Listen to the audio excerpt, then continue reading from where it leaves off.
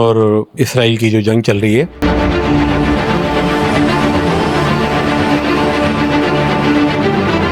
Petrol کی قیمت بڑھ گئی ہے اور عوام الناس میں ایک عجیب سی جو ہے وہ بے چینی پائی جاتی ہے. پیٹرول شارٹ ہو گیا ہے. یہ ہمارے پاکستان کے اوپر افیکٹ نہیں کر رہی بلکہ پوری دنیا کے اوپر افیکٹ کر رہی ہے.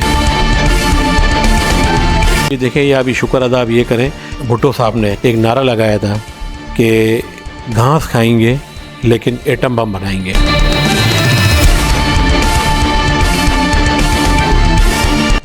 کہتے تھے کہ بھائی سیفسٹ کنٹری جو ہے وہ دبئی ہے، ٹھیک ہے، لوگ وہاں سے بھاگ بھاگ کے پاکستان آ رہے ہیں. سے ٹائم پہ حکومت کی جانب سے یہ فیصلہ کرنا کہ جی گورنر سندھ کو چینج کر دیا جائے. اگر دیکھا جائے مطلب یعنی کہ پاکستانی ہمارے معاملات بالکل ٹھیک چل رہے ہیں، تو چینجنگ ہونی چاہیے. اور نہال ہاشمی صاحب یہ بات کر رہے ہیں کہ وہ ایجوٹ ہے لیکن سیاسی تجربہ ان کا زیادہ ہے. السلام علیکم ناظرین، آپ دیکھ رہے ہیں حیدرآباد نیوز اور میں ہوں آپ کا میزبان عزیر خان زئی. ناظرین، میں اس وقت موجود ہوں پاکستان پیپلز پارٹی کے ضلع حیدرآباد کے جنرل سیکرٹری اور معروف تاجر رہنما بھی ہیں اور حیدرآباد کی ہر دل عزیز شخصیت ہیں جناب وسیم راجپوت صاحب کے ساتھ. اور انٹرنیشنلی حالیہ صورتحال جو اس وقت آپ دیکھ رہے ہیں کہ کس طرح جو ہے وہ خلیجی ممالک میں جو ہے وہ ایک عجیب سی کشیدگی اور عجیب سی کشیدہ صورتحال ہے، نازک صورتحال ہے. ایران پر امریکہ اور اسرائیل جو ہے وہ حملہ آور ہیں، جبکہ ایران جو ہے وہ برابر کا ان دونوں صہیونی ریاستوں کو اور طاقتوں کو منہ توڑ جواب دے رہا ہے. لیکن اس کی وجہ سے بہت سارے کانفلکٹ پیدا ہو رہے ہیں اور بہت سارے ممالک میں مشکلات کا سامنا ہے. اور نہ صرف پیٹرول کی شارٹیج کا سامنا آ رہا ہے، بہت ساری چیزوں کے سامنے آ رہے ہیں، بہت سارے مسائل بھی آ رہے ہیں. اور اسی صورتحال کے اندر پاکستانی حکومت کا کردار بڑا عجیب و غریب سا نظر آتا ہے کہ اچانک سے گورنر کی تبدیلی جو ہے وہ کر دی جاتی ہے. ان حالات کے اندر ایک دم سے ایڈمنسٹریشن میں چینج لایا جاتا ہے صوبہ سندھ کے اندر. تو ان چیزوں کے حوالے سے تھوڑی بات کرتے ہیں وسیم راجپوت صاحب سے اور جانتے ہیں کہ وہ اس صورتحال کو کس طرح دیکھ رہے ہیں. السلام علیکم سر. وعلیکم السلام. سر، سب سے پہلے میں یہ پوچھنا چاہوں گا کہ جو یہ ایران اسرائیل جو جنگ چل رہی ہے اور اس کی وجہ سے اور ایران کے جو ہے وہ اس طرح سے جو وہ ریسسٹ کر رہا ہے باقاعدہ امریکہ کے ساتھ بھی اسرائیل کے ساتھ بھی، جبکہ وہ جو ہے وہ مختلف ممالک کے ساتھ جو ہے وہ اڈوں پر بھی حملہ کر رہا ہے، وہیں پاک افغان جنگ بھی چل رہی ہے. تو ایسی صورتحال کو کہاں دیکھ رہے ہیں آپ؟ یہ انٹرنیشنلی صورتحال کہاں جا رہی ہے؟ آپ کی پرسنل پرسپیکشن کیا ہے کہ یہ کہاں جا کے رکے گی؟ اس کے کیا اثرات مرتب ہوں گے؟ بسم اللہ الرحمن الرحیم. عزیر بھائی، ایکچولی کیا ہے کہ یہ آپ دیکھ رہے ہیں مطلب یعنی کہ ایران اور اسرائیل کی جو جنگ چل رہی ہے، اس کی وجہ سے جو ہمارے جو پیٹرول کی جو ہمارے جو قیمتوں میں جو اضافہ ہوا ہے، لازمی بات ہے، آپ کو پتہ ہے مطلب یعنی کہ پیٹرول شارٹ ہو گیا ہے اور ایرانی جو ان کے جو اپنے جو تھے کنویں تھے وہ بند ہو گئے ہیں. اس کی وجہ سے یہ پرابلم آئی ہے، انٹرنیشنلی پرابلم آئی ہے. یہ ہمارے پاکستان کے اوپر افیکٹ نہیں کر رہی بلکہ پوری دنیا کے اوپر افیکٹ کر رہی ہے یہ. اور جہاں تک میں سمجھ رہا ہوں کہ انشاءاللہ تعالی جلد سے جلد مطلب یعنی کہ کم ہو جائے گی. جبکہ ہمارے یہاں پہ شاید مانا تھوڑا بڑھایا گیا، لیکن انٹرنیشنلی یہ پیٹرول اگر میں آپ سے یورو میں بات کروں تو تقریباً مانا 2.5 یورو ہو گیا تھا وہاں پہ. کافی مطلب یعنی کہ افیکٹ آیا تھا یورپ کنٹری کی طرف. پھر بھی لیکن ہمارے پرائم منسٹر صاحب نے اور ہمارے صدر آصف علی زرداری صاحب پریزیڈنٹ صاحب نے مل کے اور آرمی کے ہمارے جو ہیں کمانڈر ہیں انہوں نے مل کے مطلب یعنی کہ اس چیز کو کافی کنٹرول کیا ہے پاکستان کی عوام کے لیے. اور اگر دیکھا جائے تو یہ تو قیمت کم بڑھی ہے، میرے حساب سے تو 100-125 روپے بڑھنے چاہیے تھے. لیکن اللہ کا لاکھ لاکھ شکر ہے ہمارے پرائم منسٹر اور ہماری گورنمنٹ نے اس کے اوپر کنٹرول کیا ہے. اور امید یہی ہے کہ جیسے انٹرنیشنلی پیٹرول کم ہوا ہے، ہمارے پاکستان میں بھی انشاءاللہ تعالیٰ کم ہو جائے گا. آپ کو پتہ ہے تھوڑا سا اترنے کے اندر تھوڑا سا ٹائم لگتا ہے. تو انشاءاللہ تعالیٰ امید یہی ہے کہ ہمارے پرائم منسٹر صاحب اور ہماری گورنمنٹ زرداری صاحب ان کے ساتھ ہے، ہمارا اتحاد ہے، مل کے انشاءاللہ تعالیٰ اس کو تیل کی قیمت کو کم لے کر آ جائے گی.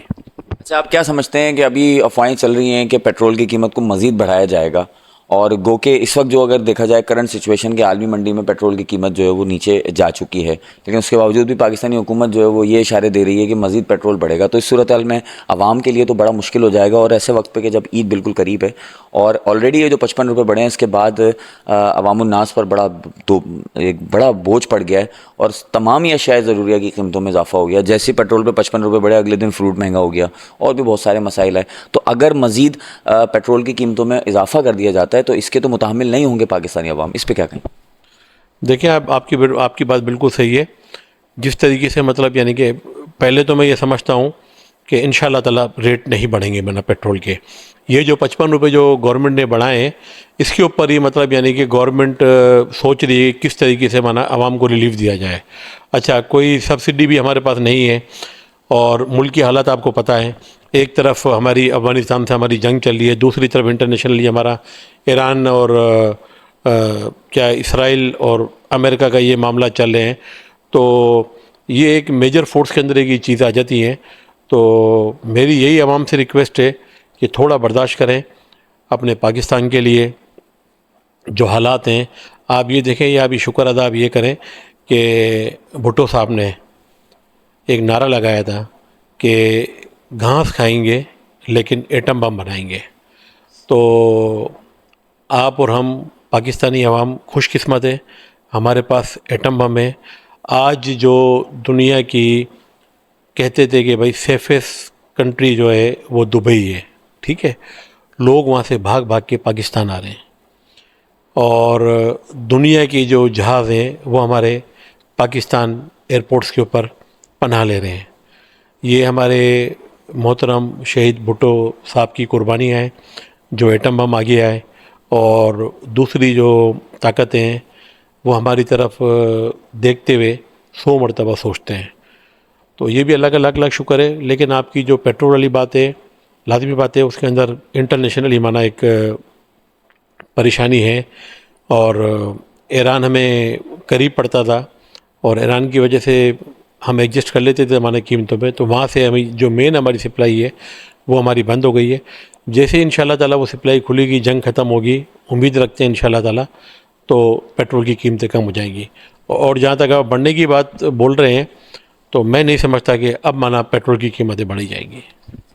اور اس صورتحال میں ساری کہ جہاں اتنا تذبذب کا شکار ہے, انٹرنیشنلی صورتحال خراب ہے, پاک افغان جنگ ہے, ایران کی جنگ چل رہی ہے, اس کے بھی اثرات ہمارے ملک پر بھی پڑ رہے ہیں, دوسرے ممالک پہ بھی پڑ رہے ہیں, پیٹرول کی قیمت بڑھ گئی ہے اور عوام الناس میں ایک عجیب سی جو ہے وہ بے چینی پائی جاتی ہے. ایسے ٹائم پہ حکومت کی جانب سے یہ فیصلہ کرنا کہ جی گورنر سندھ کو چینج کر دیا جائے, تو یہ اس وقت میں سمجھتا ہوں یہ سمجھ سے بالا تر ہے. اور اوپر سے بات یہ ہے کہ جو گورنر لایا گیا ہے نہال ہاشمی صاحب, ان کی آلریڈی عمر 80 سال ہے, وہ اتنے بزرگ ہیں. تو کیا لگتا ہے کہ کامران ٹیسوری کے مقابلے میں اور ایسی صورتحال کے وقت میں گورنر سندھ اپنا کردار اچھے سے ادا کر پائیں گے؟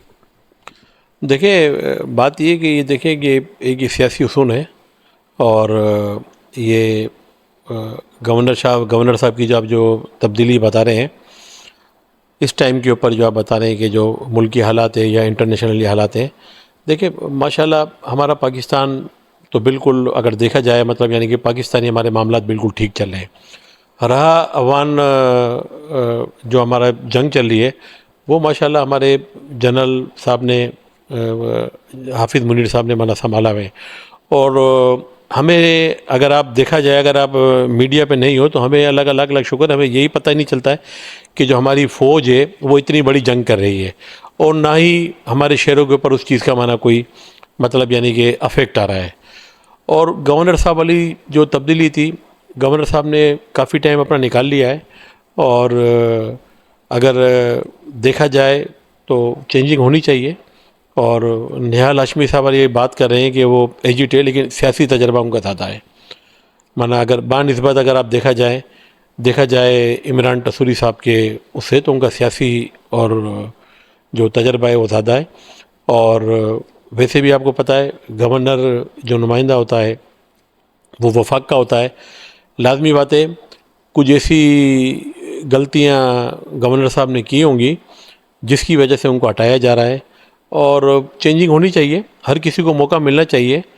تو میں سمجھتا ہوں کہ نہال ہاشمی صاحب بھی انشاءاللہ تعالیٰ گورنر سندھ کے عہدے کے اوپر ایک اچھا نام ہے, اور پرانے ورکر ہیں, پرانے تجربے کار ہیں. تو اس سے کوئی مانا پاکستانی جو جنگ چل رہی ہے یا انٹرنیشنلی, اس سے میں نہیں سمجھتا کہ گورنر کی تبدیلی سے کوئی فرق پڑتا ہے ہمارے ملک پہ. جی گفتگو آپ نے سنی وسیم راجپوت صاحب کی, اور وہ جو ہے وہ اپنا تجزیہ کر رہے تھے ان تمام باتوں پہ جو سوالات ہم نے اٹھائے. اب تک کے لیے اتنا ہی. اپنے میزبان کو دیجیے اجازت, اللہ نے کے بعد.